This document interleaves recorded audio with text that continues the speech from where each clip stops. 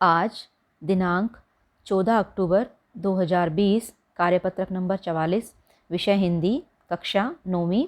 कविता का नाम है बच्चे काम पर जा रहे हैं, भाग 2। इसका भाग 1 हम पिछले कार्यपत्रक नंबर 41 में कर चुके हैं। और कविता है ये बच्चे काम पर जा रहे हैं, जिसके कवि हैं राजेश जोशी जी। इस कविता में कवि ने बच्चों से उनका बचपन छिन जाने की पीड़ा व्यक्त की है। कवि ने हमारी उस सामाजिक आर्थिक व्यवस्था की ओर इशारा किया है जिसके अंदर जो है कुछ बच्चे अपनी खेल, शिक्षा और बचपन की मस्ती से वंचित रह जाते हैं, क्योंकि उन्हें बहुत कम उम्र में अपने परिवार का और अपना पेट भरने के लिए काम पर निकलना पड़ता है। तो पढ़ते हैं आगे क्या है। पिछले कार्यपत्रक संख्या 41 में हमने जाना कि कवि राजेश जोशी जी बाल मजदूरों को सुबह भीषण ठंड एवं कोहरे के बीच अपने अपने काम पर जाते देखते हैं, जिससे उनके मन में कई तरह के सवाल उठने लगते हैं। उनको यह समझ नहीं आ रहा कि क्यों ये बच्चे अपना मन मारकर इतनी सुबह सुबह ठंड में काम पर जाने के लिए विवश हैं, यानी कि मजबूर हैं। अब आगे पढ़ते हैं बच्चों। ये है, क्या अंतरिक्ष में गिर गई हैं सारी गेंदें, यानी कि क्या उनकी सारी गेंदें अंतरिक्ष में कहीं चली गई हैं, आकाश में कहीं दूर तक चली गई हैं। क्या दीमकों ने खा लिया है रंग बिरंगी किताबों को, जिन किताबों को उन्हें पढ़ना चाहिए, क्या वो सारी किताबें, रंग बिरंगी किताबें दीमकों द्वारा खा ली गई हैं। क्या काले पहाड़ के नीचे दब गए हैं सारे खिलौने, यानी कि कोई खिलौना नहीं बचा उनके पास अब खेलने के लिए। क्या किसी भूकंप में ढह गई हैं सारे मदरसों की इमारतें, यानी कि जो विद्यालय थे, क्या सारी इमारतें वो भूकंप में ढह गई हैं। क्या सारे मैदान जहाँ वो खेलते थे, सारे बागीचे और घरों के आंगन ख़त्म हो गए हैं एकाएक यानी कि अचानक। तो ये इसकी व्याख्या है। कवि क्या कहते हैं व्याख्या में, कवि सोचता है कि क्या खेलने के लिए सारी गेंदें ख़त्म हो चुकी हैं, आकाश में चली गई हैं। क्या बच्चों के पढ़ने के लिए एक भी किताब नहीं बची है। क्या सारी किताबों को दीमकों ने खा लिया है। क्या सभी खिलौने कहीं किसी काले पहाड़ के नीचे दब गए हैं, जो अब इन बच्चों के लिए कुछ नहीं बचा। क्या इन बच्चों को पढ़ाने वाले मदरसे और विद्यालय भूकंप में टूट चुके हैं, जो ये बच्चे पढ़ाई और खेल कूद को छोड़कर काम पर जा रहे हैं।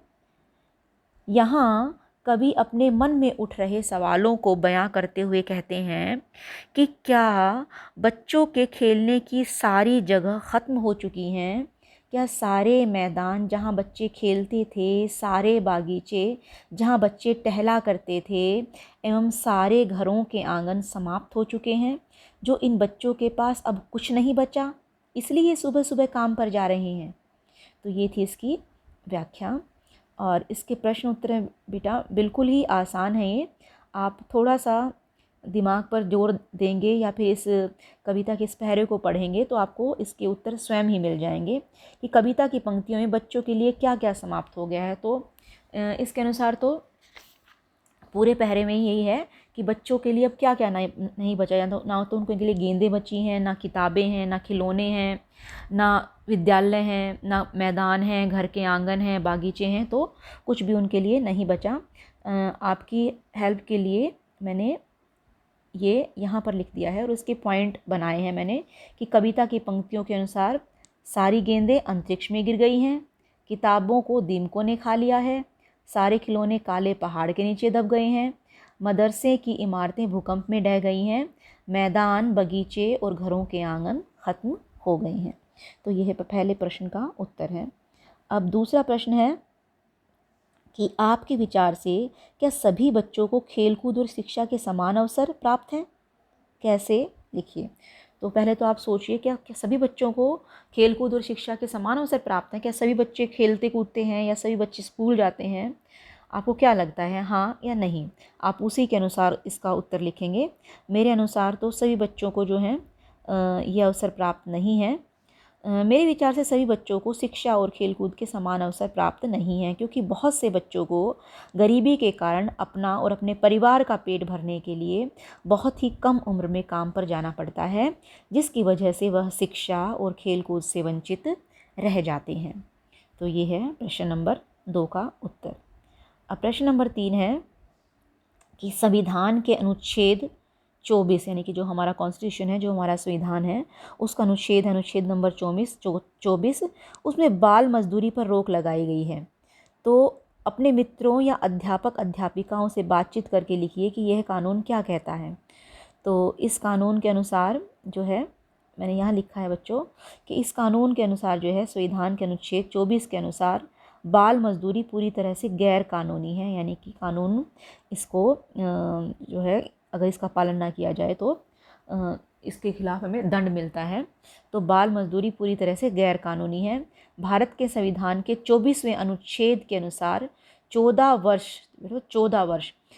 वर्ष से कम उम्र के बच्चों को कारखानों, होटलों, ढाबों, घरेलू नौकर, जैसे काम करने के लिए, झाड़ू पोछा करने के लिए छोटे छोटे बच्चे जाने लग जाते हैं, तो घरेलू नौकर इत्यादि के रूप में काम करवाना बाल मजदूरी के अंतर्गत आता है। अगर कोई भी व्यक्ति ऐसा करता है तो उसके लिए उचित दंड का प्रावधान भी है, यानी कि उसको सज़ा भी मिल सकती है अगर 14 वर्ष से कम उम्र के बच्चों से काम करवाया जाता है। अब है ये इसका आखिरी प्रश्न है, प्रश्न 4। काम पर जाते किसी बच्चे के स्थान पर आप अपने आप को रख कर देखिए कि कोई बच्चा काम पर जा रहा है, आप उसकी जगह खुद को सोचिए, तो आपको जो महसूस होता है उसे लिखिए। तो बच्चों, ये वैसे तो अपने आप करना है आपको कि कोई बच्चा आपके आस पड़ोस में काम पर जा रहा है, या फिर कहीं आपने काम करते हुए देखा है, तो जैसे बच्चे ढाबों पे काम करते हैं या घरों में काम करते हैं, तो आपको कैसा महसूस होता है। तो ये उत्तर आप अपनी तरफ से भी लिख सकते हैं, मैंने आपकी मदद के लिए यहाँ लिख दिया है कि काम पर जाने वाले बच्चे के स्थान पर यदि मैं खुद को रखूँ तो मुझे अच्छा महसूस नहीं होगा। मैं यही सोचूंगी कि काश मेरे पास रंग बिरंगी किताबें होती, मैं उन्हें पढ़ पाती, ढेर सारे खिलौने होते जिनके साथ मैं खेल पाती, काश सुबह से शाम पेट भरने के लिए पैसे कमाने की ना सोचकर ढेर सारी मस्ती करने का समय मुझे मिल पाता, काश मैं, इसके अलावा भी लिख सकते हो बच्चों आप, जैसे काश मैं टीवी देख पाती आराम से, काश मैं सुबह देर तक सो पाती, या दिन में मैं सो पाती, या जो है रात को मैं अपनी पसंद का कोई काम कर पाती, जैसे कुछ खेलना या डांस करना या गाना सीखना। तो बहुत कुछ होता है कि बच्चे जो हैं, काम पर जाने वाले बच्चे, इन सारे एन्जॉयमेंट से, इन सारे मस्ती भरी चीज़ों से वंचित रह जाते हैं और ना ही वो अच्छी शिक्षा ले पाते हैं। तो ये थे बच्चों आज की वर्कशीट। आशा करती हूँ आपको ये समझ में आ गई होगी, और अगर नहीं आई है तो आप दोबारा से इस वीडियो को देख सकते हैं। धन्यवाद।